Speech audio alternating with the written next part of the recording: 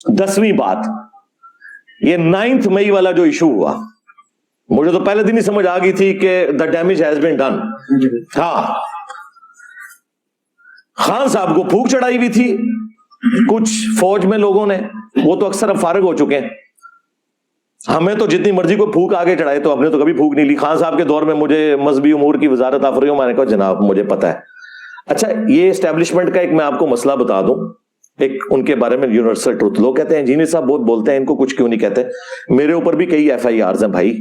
हाँ, मुझे जॉब से रिटायरमेंट लेनी पड़ी, मैं अपना रोना नहीं किसी के आगे रोता, लेकिन एक उनके अंदर एक चीज ऐसी है जिसकी वजह से मैं उनके उस सख्त शिकंजे से बचा हुआ हूं। वो ये है कि जो उनके लिए काम करते हैं ना, जब वो उनको छोड़ जाए ना, वो कहते हैं नहीं भाई आपने हमारी तनख्वाहें खाई हैं।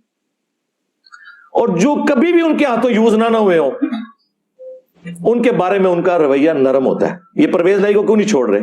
इसीलिए नहीं छोड़ रहे कि तू तो हमारा बंदा था। हकीकत टीवी, इमरान रियाज खान साहब, वो अपने इखलास में यूज हुए, लेकिन उस वक्त जाहिर है एजेंसीज के साथ तो इनके ताल्लुकात थे। और मैं आपको आज प्रेडिक्ट कर रहा हूं, अल्लाह ना करे ऐसा हो, मुझे नहीं लगता इमरान रियाज खान साहब अब दोबारा स्क्रीन पे आ सकें। अल्लाह ना करे, मेरे मुंह में खाक, लेकिन जो क्राइम मुझे नजर आ रहे हैं, क्योंकि जो बंदा उनके हाथों यूज हो चुका हो, खा बदनीयती की वजह से या नेक नीति की वजह से, वो दोबारा उसको दूसरे धड़े में भाई नहीं जाने देते। ये देख लें मुईद पीरजादा, वो वजाहत जो बड़ा कमांडो बनता होता था, ठीक है ना, सारे के सारे बाहर भाग गए। और नवाज शरीफ साहब को कहते थे आप वापस क्यों नहीं मुल्क आते, फेस करें ना मुकदमात को। तो आप भी फेस करो ना, किधर है महाद अजहर, किधर है मुराद सईद, फेस करो ना। जो जो फेस कर रहा है असद उमर की तरफ घोड़ा बनता जा रहा है। असद उमर के खिलाफ भी कोई ट्रेंड चलना चाहिए। इतनी दुनिया का दिमाग खराब करके चुप करके निकल गया अब तू बीच में से, ठीक है।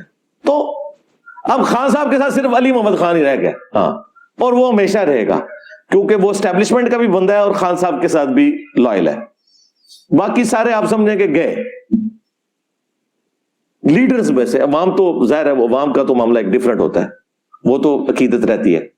तो ये 9 मई में जब ये सारा इनको फूंक चढ़ाई गई, तो इन्होंने पता है पहली दफा क्या कहा था कि मुझे दोबारा पकड़ेंगे फिर ऐसे ही होगा, एंडोर्स किया।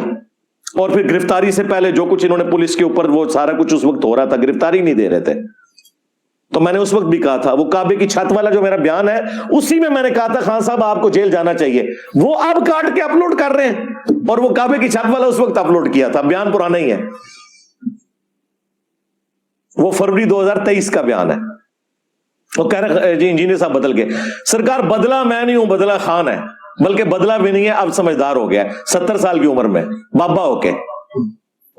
देखो मजहबी बाबियां नूं भी असी समझाने हैं ते सियासी बाबियां नूं भी असी समझाने हैं, अल्लाह दे फजल नाल।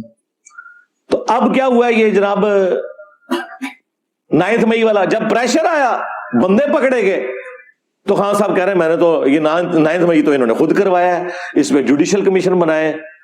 अब उन्होंने अपना बयान ही बदल लिया, कहते हैं बिल्कुल मुजरिमीन को सजा दें, ये करें। हालांकि पहले मजे ले रहे थे इसके, जब इसकी हिट फील की तो अपना पॉइंट ऑफ व्यू बदल लिया।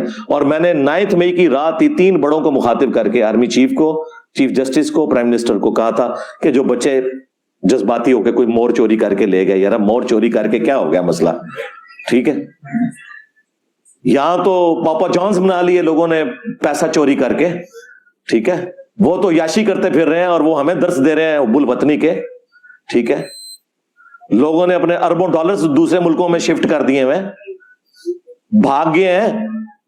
तो मोर चोरी वाले का क्या काम है कि वो अंदर रहे।